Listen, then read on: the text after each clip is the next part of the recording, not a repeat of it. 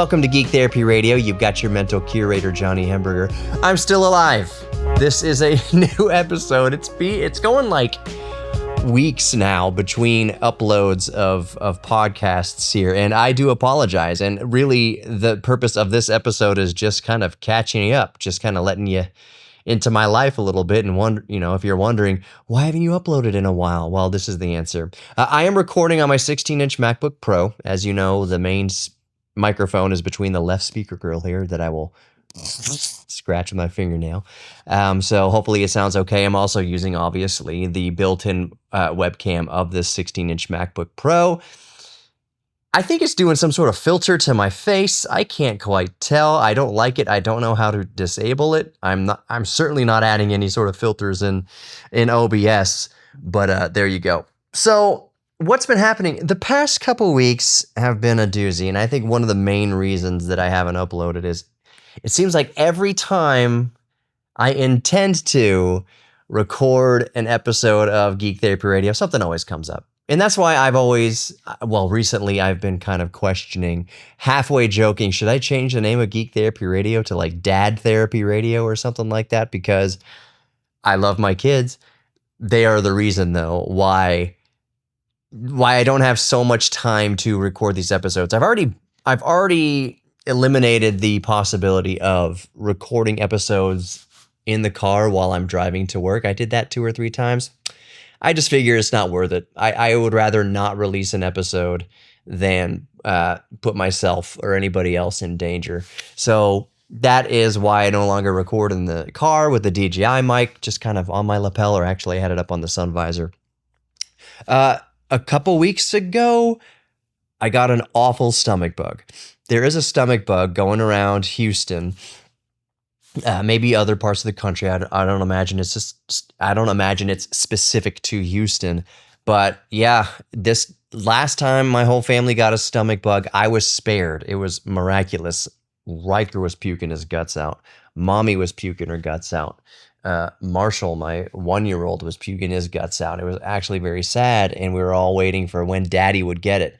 But thankfully, thank God, I didn't get it that time. So I was able to basically be on puke and poop patrol for my whole family. It's good. It's always better, obviously, if one parent isn't sick. Sometimes both parents go down.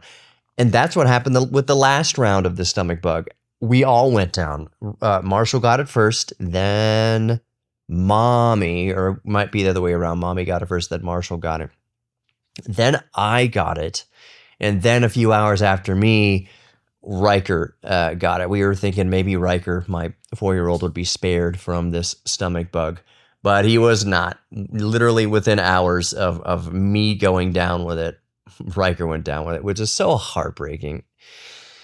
It's one of those things, one of the most heartbreaking things for me. Well, it turned out to be heartbreaking. This wouldn't register if you haven't already been a parent. If you haven't been a parent, this is something that it always sounds like elitist and snobby. You just wouldn't understand as a parent if you're not a parent. This is kind of one of those things, and I understand that because I wasn't always a parent. This is something that I didn't realize until I became a parent. I don't feel bad for me when I go down sick. I feel bad for my family because I can't be as supportive when Daddy needs to be taken care of also. So that's one part. You're already feeling kind of insecure, may not be that you're feeling kind of useless. I was feeling really useless when I went down with the stomach bug. But I remember that night feeling absolutely heartbroken when I could hear in the living room Riker puking every hour, every 30 minutes, every hour or so overnight. That was a long night. Mommy was feeling the best out of all of us. She was feeling bad, but she was feeling the best out of all of us currently. So she stayed out with Riker in the living room where I'm sitting on this couch, actually. Stayed up with him all night with the bowl, handing it to him as he needed it. But I was so heartbroken laying in the room. Just, it didn't annoy me at all that Riker was throwing up. I didn't sleep a wink that night, and that's because of Jack the cat keeping me up. I cannot even express how much I dislike that cat. I was sick, had the stomach bug, and any as soon as I would get close to sleep, as soon as my eyes would get some sort of relief enough to start falling asleep, Jack would start caterwauling and meowing and carrying on. Hear the air conditioner coming on, so I'm going to apply the AI noise canceling in DaVinci Resolve later. But yeah, I wasn't sleeping not because I was sick, but because Jack would keep me up. And I would hear Riker puking his guts out, and I just felt so heartbroken because the last thing you want in the world as a parent is your child to suffer with anything. Riker was an absolute trooper. He had had a stomach bug before. He knew the drill. He knows the drill as far as making it to the bowl, keeping a bowl nearby, and all the other parts of a stomach bug. He knows the deal now, but it's still, and he's so tough about it, and he's so sweet about it. It just it made my heart break every time I heard him throwing up in the living room because I couldn't just wash it away. Not realistic. Well, yeah, figuratively and actually, I couldn't wash away the stomach bug. But I couldn't instantly heal him. And that's all you want to do as a parent is just kind of put your hand on your child's head or whatever, on their heart, and just give them peace and comfort. And when they have a stomach bug, it's awful, and you can't give them that peace and comfort. You can make them as comfortable as possible and as peaceful as possible. But yeah, when he was throwing up, hearing him do his puke sounds was just so heartbreaking because I just wanted him to feel good. I don't care if I felt bad. I'm fine. If I feel bad, that's fine. I know I'll get through it. I'm an adult. I know how to deal with pain and suffering, unfortunately, at this point.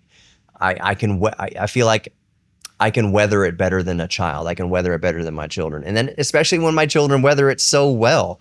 When Riker is just going through it like a trooper, and he's not asking, he's not doing so much complaining. He's just going through it.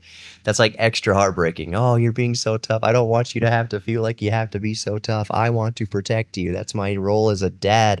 My role as a father is protection, and I cannot protect you from this stomach bug. So extra heartbreaking. Just letting you know, I'm just giving you a glimpse into my psychology. That's what I do. It seems like even most recently here on Geek Therapy Radio, is just give you a glimpse into my geek psychology. Marshall, let me tell you about him just for a second. I want to get into Linux for a moment. Just tell you where I'm dabbling with Linux. Am I becoming one of those Linux bros? We'll see. But Marshall, this is going to be kind of gross. So if you don't want to, I won't keep it extremely gross, but I'll try not to be as graphic as I could be. But let's explain. Parents understand this completely. So I had put Riker to bed the night before, and I left his room around 9:30 or so, is when I usually do. And I smelled a little whiff of what I thought was rotten milk, and part of it was rotten milk coming out of or near Marshall's door. And I just thought, okay, maybe some milk spilled somewhere, a drop of milk, somewhere. My office is up there, the Geek Cave. You can watch other videos on my YouTube channel.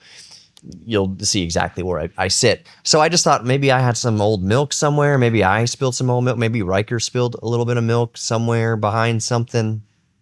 This was 9:30 at night. I just figured it's just a little bit of milk. I'll find it in the morning and I'll clean it up and deal with it.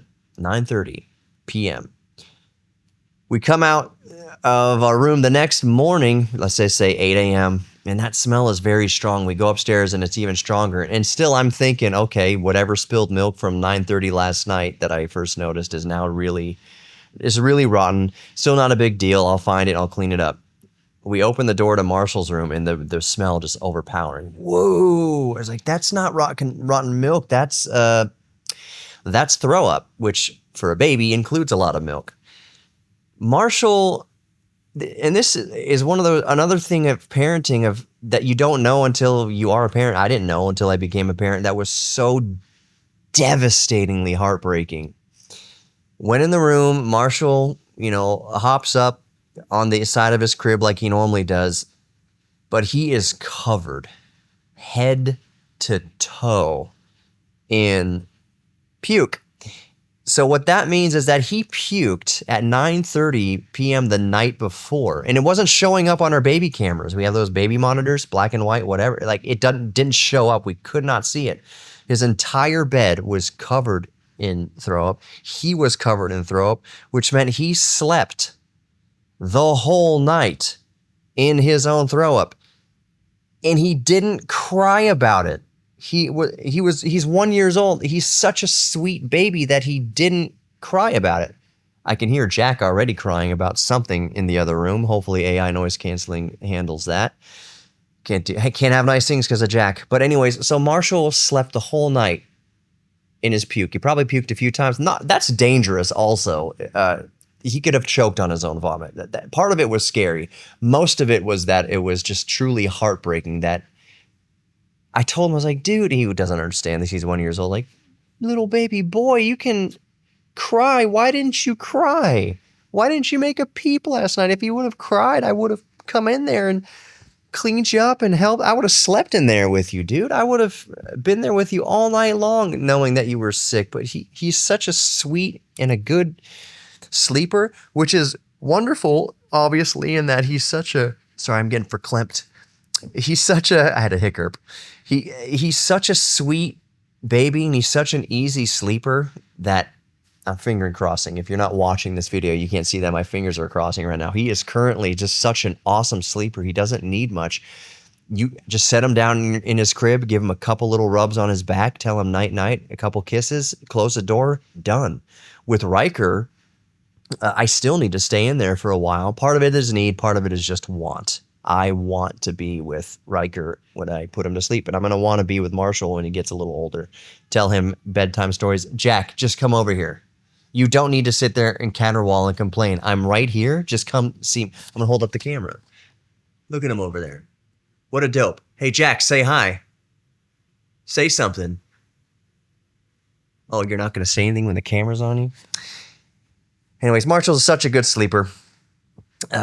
One day I'll go in there, tell him bedtime stories, stay up with him a little bit. But like Riker, you could not just set him in the crib and leave. He would cry for a whole hour. He would lose his mind for 30 minutes to an hour. And really, you just had to be strong about it and just have to leave. But as he got a little older, I'd stay in there, and I guess he just got used to us being in there with him. But babies need different things. Marshall may never need mommy and daddy to stay in there and tell him a bedtime story. We're going to read to him just to read to him because that's part of child development. You read to your freaking kids. But he is a different personality than Riker. Easy breezy. You can set him down in a crib and close the door and he's good. Just goes to sleep. He's got his little Grogu stuffy in there. But yeah, so that was what I was dealing with for the past couple weeks. The stomach bug for me lasted like, I'd say 3 days of noticing it really. And then at least another week of really eating light and being scared to eat foods really. Like, oh, I don't want to eat my jalapenos, my normal diet, because it's going to throw me. I lost 7 pounds in about 18 hours. It was all water weight, obviously, but lost weight quickly. And I used that excuse. I was like, maybe I can use this excuse to just stay on a diet and keep losing weight. Maybe I'll just eat for lunch. I'll have my little turkey and cheese sandwich and a salad and just keep it light and lose the weight. That didn't last long.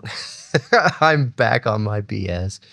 I'm trying to get a little bit healthier, but that's neither here nor there at the moment. Linux. I'll try to put a stamp here. I can't see. How long have I been recording here? 13 minutes. I'll look for about the 13-minute mark-ish as I want to edit this in DaVinci. Linux. I have been debating making a Linux PC, installing Linux on maybe an old PC that I have, or maybe even a new one. Make an actual dedicated kind of Linux workstation for DaVinci Resolve specifically, and have Steam on there and everything. So the version of Linux that DaVinci Resolve Blackmagic Design officially supports is Rocky Linux. So I may install Rocky Linux on my old computer-wise. I have a 3900X small form factor machine that I have. The 3900X is a 12-core, 24-thread processor from, when it was 2018, 2020, something like that. And it has the RTX A2000 75-watt bus-powered graphics card, 6 GB version of the RTX A2000. I got it for like $200 a few years ago. I don't know how much it is now, $300, something like that, maybe more expensive. GPU prices fluctuates greatly. But my RTX A2000, it's a workstation class graphics card. It's not the biggest bruiser in existence, but 6 GB. How many CUDA cores? 3,000 CUDA cores, something like that off the top of my head. 128 gig or 284-bit bus. It's a good little. It's one of the best bus power graphics cards still that you can buy, especially small form factor, half height graphics card. So, anyways, that's a little workstation. 32 gigs of DDR4 RAM. It's a good little workstation. 2 solid state drives, a 1 terabyte NVMe, and then like a 1 terabyte SATA SSD. I think is what's in there. Mini ITX board. But yeah, so that kind of sits around. Haven't done much with it. I've talked about it on Geek Therapy Radio a time or two before. It was giving me so many problems. It turned out to be just Windows updates were awful. Oh, surprise, surprise, Windows is awful, which led me down the rabbit hole of, well, what official distro of Linux does Blackmagic Design DaVinci Resolve officially support? And it's Rocky Linux. I think it used to be Mint. Or no, it was CentOS. But I think maybe they still do. Don't quote me on like if they still officially support CentOS. But Rocky Linux for sure. So I was like, I'm dabbling with installing that version of Linux on that machine, that small form factor 12-core processor, RTX A2000, 32 gig of RAM machine, just to dabble with Linux, just to have Linux on there, and put not SteamOS, but put Steam on there. I've been considering putting SteamOS. That's some breaking news in the handheld gaming world, is that here's my original ROG Ally with the Z1 processor in there, Z1 Extreme processor. SteamOS has officially released SteamOS for ROG Ally and the Legion Go. And the Legion Go S, I believe. Either way, it's not just officially supported on Steam Deck now. It's too far out. My Steam Deck's in the other room. But SteamOS is officially supported on ROG Ally. You may have seen videos around YouTube, Wolfden and ETA Prime and the other usual suspects covering SteamOS on ROG Ally. As I understand it now, currently, as of recording on June 2nd, 2025, it's pretty good on SteamOS, and even you do get some increased frame rates when you get Windows out of the way, for the most part. But there's still some bugs. There's still some development that needs to be done on SteamOS for ROG Ally. Make it compatible with changing TDPs and things like that, which it can do a little bit with some hacks, as I understand it. But mainly it's kind of streaming services, game streaming services like Xbox Live and NVIDIA GeForce Now, whatever. It's not fully fleshed out yet on SteamOS for ROG Ally. That's what I'm going to wait for. Because it sounds stupid. This is such a first world problem, such a first world idiotic thing of mine. But I checked my bank statement and I got an email saying NVIDIA has charged you $50 or whatever for 6 months of GeForce Now. I'm like, I forgot that I even had GeForce Now. I totally forgot that I am paying for reoccurring payments for GeForce Now. So on SteamOS on ROG Ally, apparently it's not working quite yet, or it's not available, or there's something. The point is, whether or not how accurate I am here telling you about different services that are supported or not supported on SteamOS for ROG Ally, there are some services and functions that are currently not supported on SteamOS for ROG Ally. So I'm kind of waiting a little bit longer for that to get fleshed out, and then I would have no problem putting SteamOS. I'm actually looking forward to putting SteamOS on my ROG Ally. I've talked about, obviously, my ROG Ally in the past, that I like that you can hook up a hub. You do get display output. This is not Thunderbolt, but you do get display output through USB Type-C here. And it's a little mini workstation. I wish this is the OG ROG Ally, not the 24 gigabyte newer version of it, our Ally X or whatever. This is still 16 gigabytes of DDR5. And it works great. I wish I had the 24 gig version, because I think that would be a little bit better with editing on DaVinci Resolve. DaVinci Resolve works a treat on here, even with 16 gigabytes of not VRAM, 16 gigabytes of total system memory. that's shared with the APU. Works great. And that's one of my hesitations with putting SteamOS on there is like, I have used this as a workstation once. And I like the idea of, booting into Windows and having it just be a regular PC that you can do normal PC things with. But at the same time, I'm like, remember what I just said? I used that function like once or twice did I use it to do any actual work. 99% of the time, I'm just playing PGA Tour 2K1 2021 or whatever, playing Doom or playing some Steam game on it. So 99% of the time, I'm just gaming on it. So might as well put SteamOS on there once a few of the more of the bugs are worked out, which they will be very soon. I have not installed Rocky Linux on that small form factor workstation yet. I have tried. Let me pick it up here. Let me go get it. Walk through my living room. Hope you don't see anything too telling of my residence here. But this is the GPD Pocket. GPD Pocket 1, the very first GPD Pocket. Windows, it's 8 gigabytes, and I think it's 128 gigabytes of RAM. 128 gigs of storage and 8 gigabytes of RAM, which in an Atom processor, a quad-core Atom processor, Windows is useless with it. It is absolutely useless on this machine now. It is so underpowered. Windows has become so bloated that this is kind of a perfect use case scenario. This thing came out in like 2016 or 2017. Underpowered, 8 gigabytes of RAM, 128 gigabyte hard drive, solid state drive. I think it's eMMC. This is a perfect candidate for Linux. This is the type of device that you put Linux on. An underpowered machine, you put a distro of Linux on there that is stripped down. It doesn't need a whole bunch of resources, and it makes machines like this absolutely fly. The problem is I cannot find a distro of Linux that works on this. I can't even boot.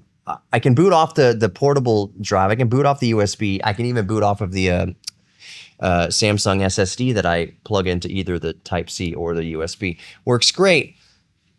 I can't get to the desktop. It just gets into like a boot loop. The kernel keeps it goes down, but then it restarts, refreshes, and I tell the BIOS just boot from the USB. One of the cool things about Linux is that usually, you can just run it straight off of portable storage. You don't have to install Linux to the built-in hard drive. You can run it straight off the USB, usually. Not the case with this device. It is becoming a bugaboo that has me questioning, well, how much emotional and intellectual and physical investment am I willing to put into getting Linux working on this device? It's actually a lot. I'm just curious to get it working on this device. But it thus far doesn't let me. From what I've read a little bit is that the Atom processor, it's a 64-bit operating system, obviously. Architecture is 64-bit for Windows, which it has to be to see all 8 gigabytes of RAM in there. But the bootloader is 32-bit, apparently, which is odd, and that's what's kind of throwing a loop for Linux distros. I might try to just get a 32-bit Linux distro and put it on here and just lose half my RAM. I'm sure there's hacks around there. Linux is all about hacks and tweaking and customizing to your heart's content.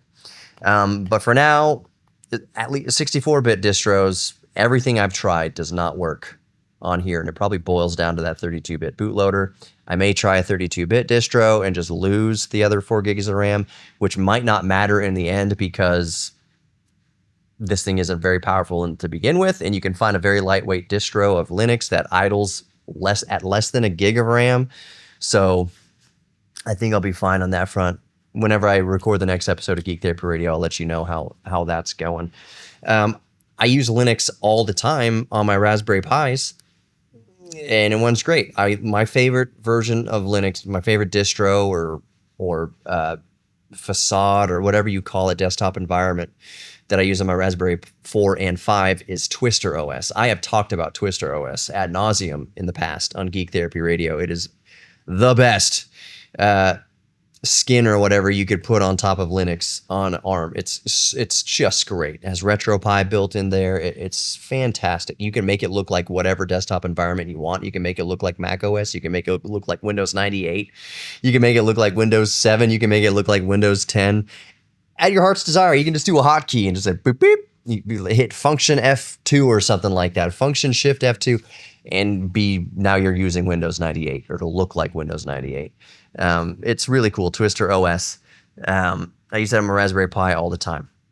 But I'm looking into, I guess you could boil it down to, my interest in Linux currently is to get it working on an x86 system.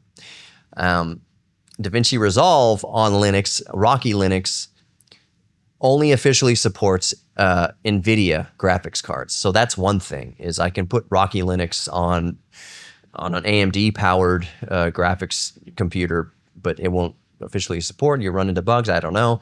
Even getting the NVIDIA drivers to work on Rocky Linux isn't as straightforward as just going and downloading them, which is a travesty. You know what? I'm going to go over to, real quick here, hopefully my thing is still recording. OBS is still recording. I can't bring up the desktop. I haven't set it up for that. I want to see if Linux NVIDIA drivers. I don't think you can just go to the website and download Linux NVIDIA drivers. NVIDIA, download official drivers. Let's see. Manual driver search. I agree. But let's see. I don't see anywhere. Operating system. Ooh, you can. Okay, I take that back. Y'all were yelling at me as I was complaining about this. Looks like you can download Linux drivers, 64-bit at least Linux drivers. You can download drivers even for Arch 64, which are like ARM processors. Interesting. I might have to dabble with that a little bit. Cool. You're watching or hearing me realize things live. Well, pre-recorded here on Geek Therapy Radio. Speaking of the devil, I got to wrap this up because I do have to go get Marshall. Let me look in my phone here what the time is. 20 minutes it looks like to get there. So, all right. Yeah, I got to start wrapping this up. My geek thing right now is dabbling with Linux, getting Linux installed on things. I have dabbled with Rocky Linux running off a portable USB on my normal laptop. I've got my, I'm blanking out on it. It's my, G16. I'll show you it. It's my, no, not G16, G14, ROG G14 from 2020 or 2021. It's got RTX 3060, 8-core, 16-thread, 5900 HS in there. I put that flash drive, actually I was running it off a portable solid state drive. I put that in that machine and it worked just fine running off the solid state drive. I could install Linux on there and it'd probably be just fine. Maybe I might do that. I might dual boot that SOB. Dual boot Linux, a Rocky Linux and Windows just to dabble with it. That'd be pretty cool. I'm looking around my screen to see if there's anything incriminating or dirty or ugly behind me here. You're in my living room right now. I'm going to wrap it up there. I've rambled on for a few minutes here. Everyone's happy and healthy now in our house, healthy and happy. Nobody's currently puking. But yeah, it's getting to the start of summer here. It's June 6th or June 2nd as of recording. It's not officially summer yet. Getting very hot here in Houston, Texas. But that's all. Hope you enjoyed this edition of Geek Therapy Radio. You are worthy of love. You're worthy of giving love. You're worthy of receiving love. And you're worthy of your own self-respect. Thank you so much for listening. And I'll talk to you next time. Peace.